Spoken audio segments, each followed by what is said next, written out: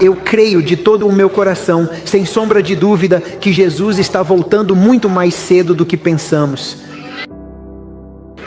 E estamos tão cegos, nos acostumamos tanto com os eventos e os sinais dos tempos que eles se tornaram normais e não percebemos que Jesus está voltando.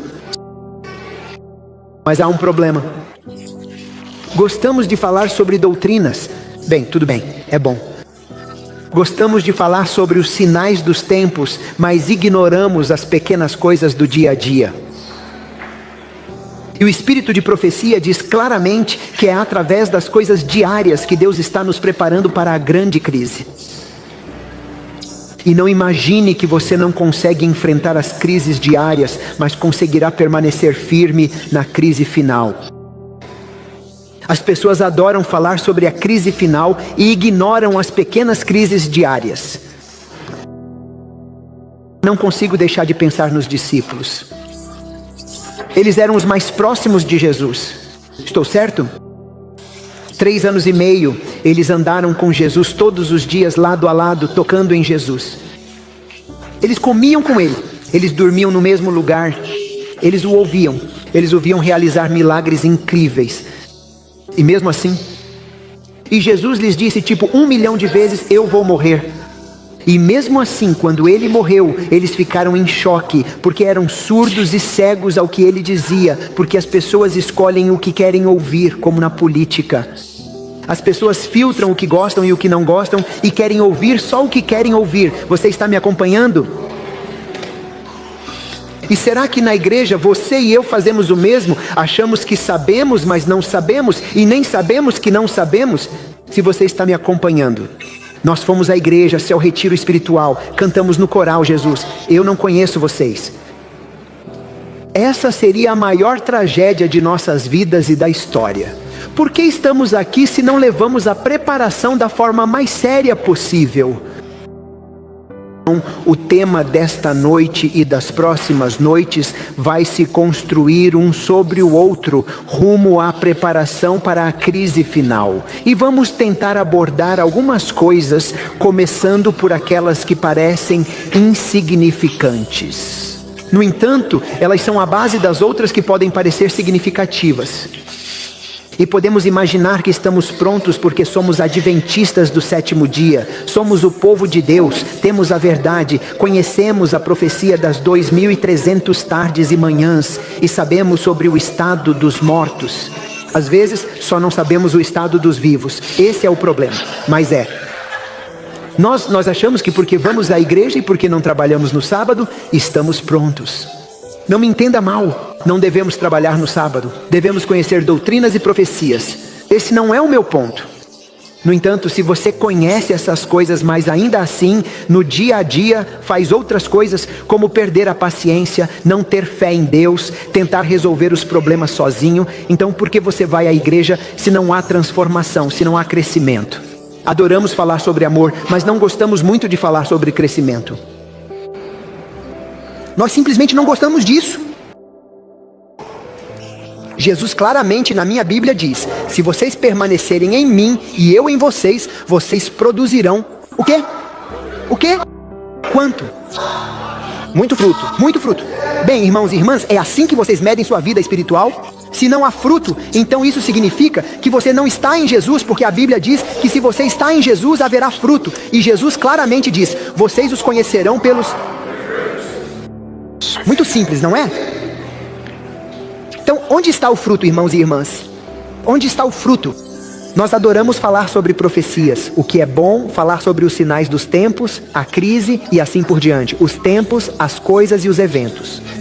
Mas onde está a transformação? Você acha que o caráter vai ser mudado na crise final? Você não acha que a transformação deveria acontecer diariamente? E isso não deveria começar ontem, afinal? Então, como experimentamos isso? Como experimentamos a transformação? O que você precisa para que a transformação aconteça?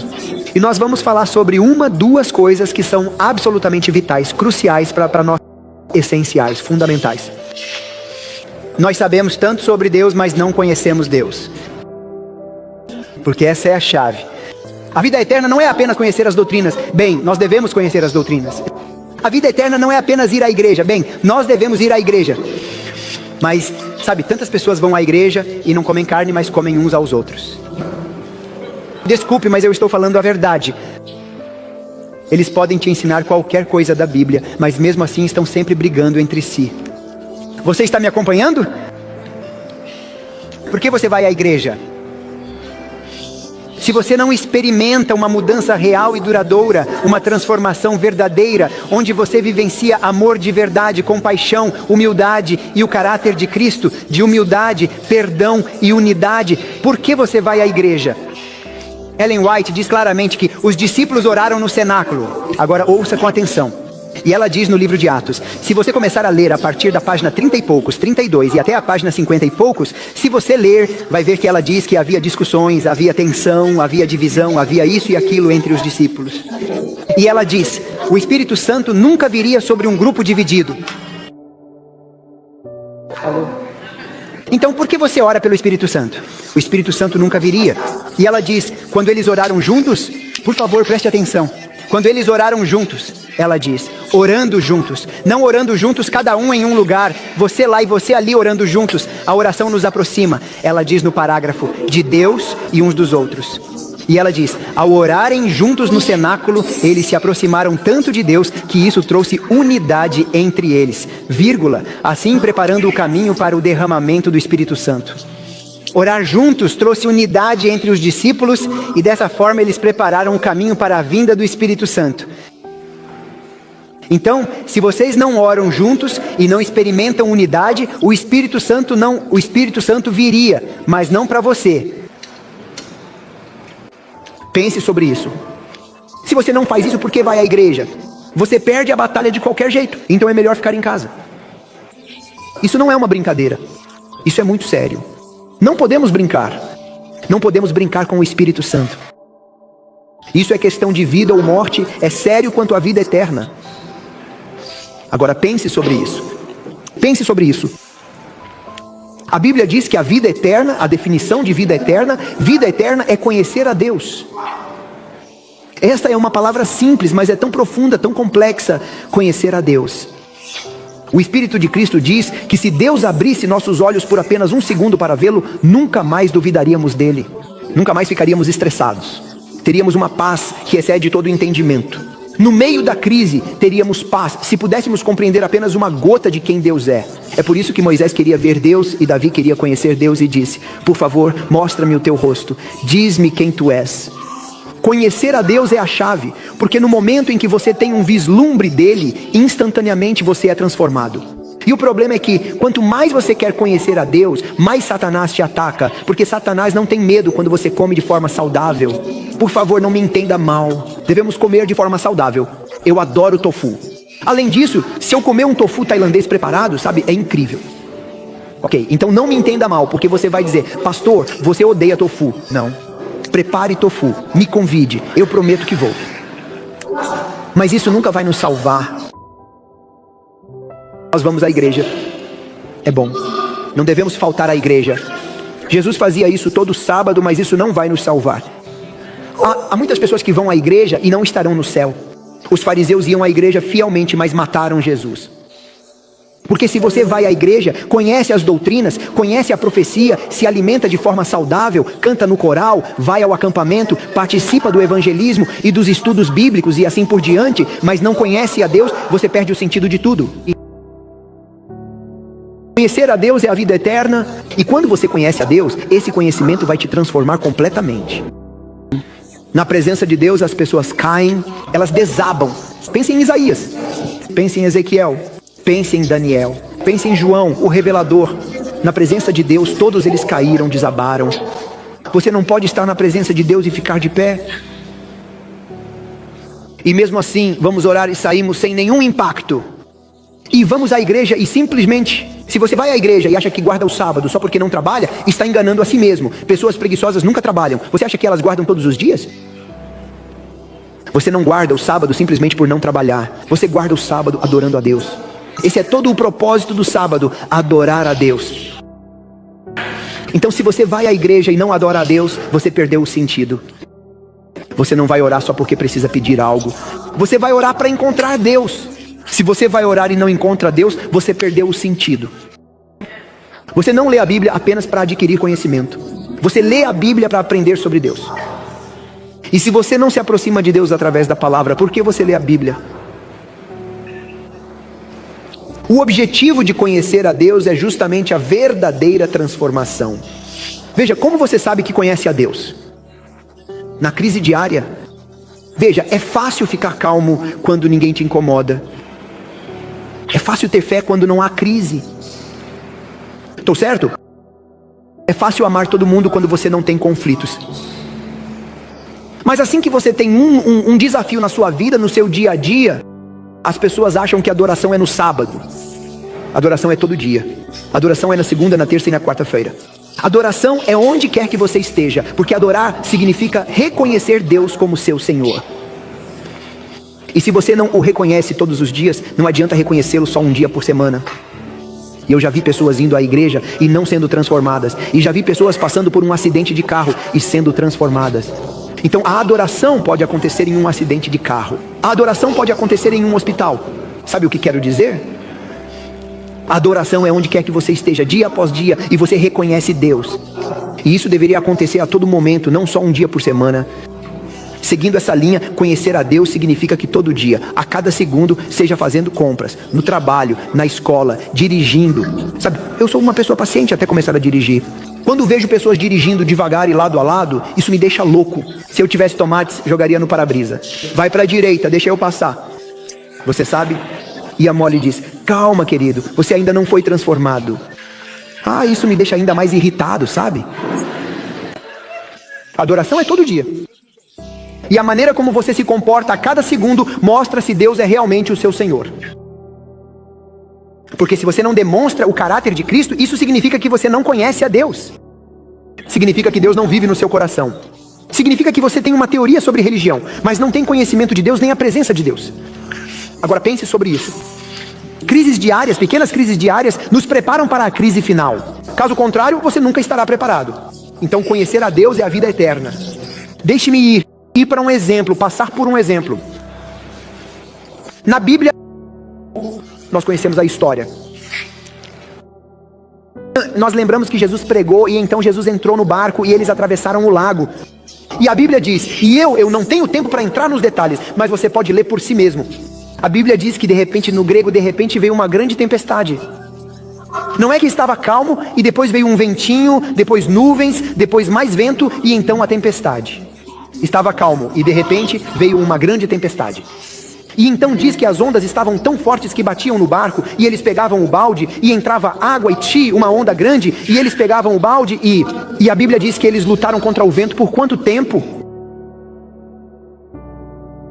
A noite inteira, até de manhã. A Bíblia diz que eles ficaram tão exaustos, tão desesperados, que desistiram. Eles estavam prontos para morrer. E há um relâmpago, e no relâmpago eles veem quem? E o que ele está fazendo? O quê? Jesus está dormindo quando você passa pela tempestade? Jesus está dormindo quando você passa pela crise? Ele não se importa. Então, o que eles dizem para Jesus? Os humanos para Deus, o que eles dizem para Jesus? Lembre-se das palavras para ele. O Senhor não se importa mesmo que pereçamos? Deus se importa? Ele se importa? Sim ou não? Se ele se importa, por que eles se desesperam? Vamos esvaziar o barco, vamos nos salvar, vamos tentar mais.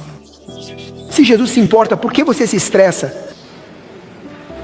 Será que você pensa que confia em Jesus, mas na verdade não confia em Jesus? Lembre-se, Israel não perdeu a terra prometida porque havia gigantes, ou grandes muralhas, ou grandes exércitos. Eles perderam a terra prometida, está escrito em Hebreus capítulo 3, por causa de incredulidade. O povo de Deus não confia em seu Deus. O povo de Deus vai à igreja, fala sobre Deus, mas na prática, no dia a dia, não confia em Deus. E toda vez que tem um problema, tentam resolvê-lo. E não entendem o versículo da Bíblia que diz todas as coisas. Quantas coisas? Quanto significa tudo?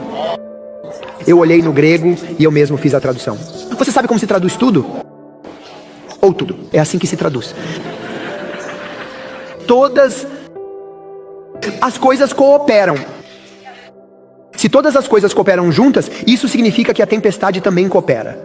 E se Deus está no controle total e Deus não quer a tempestade, Deus teria dito não. Mas se Deus permitiu a tempestade, então por que você se preocupa? Eu sei que é difícil, porque talvez você esteja passando pela tempestade agora. Mas será que você nunca estará pronto, a menos que aprenda a permanecer firme nas tempestades diárias?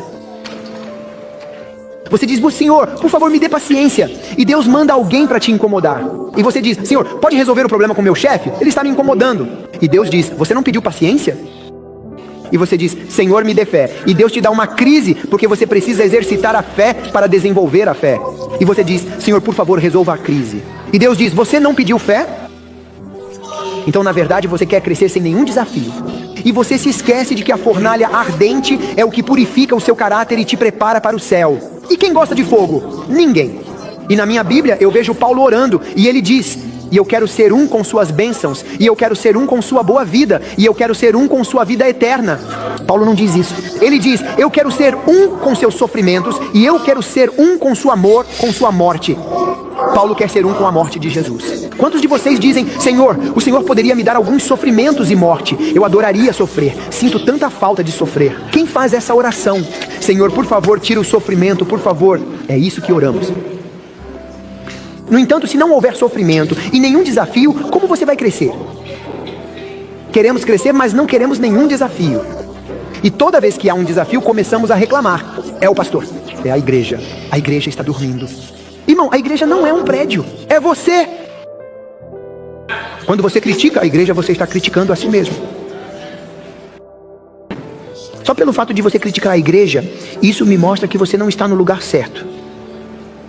Se há um problema aqui, você deveria orar, não criticar.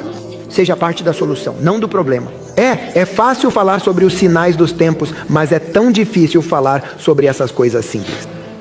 Agora pense sobre isso. Pense sobre isso toda vez. Quando você tomar a decisão de conhecer mais a Deus, de se aproximar dele, Satanás vai te atacar. Satanás não vai ter medo quando você vai à igreja ou de você, mas quando você quiser conhecer a Deus, aí sim ele terá medo. E quando Satanás te atacar, isso não é motivo para desanimar e desistir. Esse é o motivo para orar ainda mais, estudar ainda mais, experimentá-lo mais, confiar ainda mais nele. Agora, nós não lutamos contra carne e sangue. Se você tem em mente o quadro do grande conflito, a guerra entre Deus e Satanás, você entende que toda e qualquer crise em sua vida, das menores às maiores, nenhuma delas acontece por acaso. Tudo faz parte do grande conflito. Ellen White diz, sobre todo homem, mulheres podem ficar tranquilas. Ela diz, sobre todo homem, o bem e o mal. Anjos constantemente lutam por influência. Sobre cada ser humano. Neste momento, neste segundo e a cada segundo, se Deus abrisse seus olhos, você veria anjos bons e maus, lutando acima de você para influenciar sua mente. O que você vê, o que você pensa, o que você faz, o que você diz. Cada segundo, cada decisão, cada ação, tudo, anjos tentam influenciar você. É uma guerra espiritual. E Satanás, Ellen White diz, Satanás quer que sejamos ignorantes para que não percebamos a dramaticidade. A urgência, a necessidade de preparação, e nós estamos totalmente despreparados para a guerra. E ela diz que se pudéssemos abrir nossos olhos por um segundo e ver a guerra, o grande conflito, estaríamos em oração o tempo todo. Agora pense sobre isso. Se é tudo. Guerra espiritual, inclusive quando você vai ao supermercado, quando você dirige, tudo é guerra espiritual. E ela diz, cada pequena decisão conta. Tudo aquilo que pode parecer insignificante contribui para o caráter, para hábitos que formam o caráter, que determinam o nosso destino eterno. Vida ou morte. Cada pequena coisa que você não considera importante contribui para a formação do caráter, e você não pode ignorar isso. Se tudo faz parte do mundo espiritual e nós não lutamos contra carne e sangue, mas sim esta é uma guerra espiritual, então não deveríamos prestar atenção a cada detalhe, a cada momento? Isso significa que não podemos nos dar ao luxo de nos separar de Cristo nem por um segundo. Porque Satanás, eu acabei de ler de manhã no devocional, Satanás tem 6.000 anos de experiência analisando a mente humana. Alguém já leu esse parágrafo? 6.000 anos e ele sabe como reagimos. Ele conhece seus pontos fracos e seus pontos fortes. E ele vai te atacar quando você não estiver preparado no ponto mais fraco para te pegar e depois te desanimar. Então, não há força em você nem em mim. A única força é conhecer a Deus e estar em sua presença. Eleanor diz: Enoque, Abraão, Moisés, todos eles andaram com Deus, vírgula, eles estavam continuamente conscientes da presença dele ao lado deles. E essa consciência muda tudo. E então ela diz, essa consciência os levou a se comunicar continuamente, a depender continuamente dele em cada decisão, em cada ação. E então ela diz, nada acontecia sem a decisão de Deus. Deus estava envolvido em cada segundo, em cada plano, não só quando você vai à igreja, mas todos os dias, não só no culto no sábado, mas a cada segundo, quando você constrói, quando você trabalha no jardim, em todo momento estar na presença de Deus. Isso é crescimento de caráter. E mesmo agora, dia após dia, o caráter é formado e sua vida é decidida para a eternidade, para a salvação ou para a perda eterna.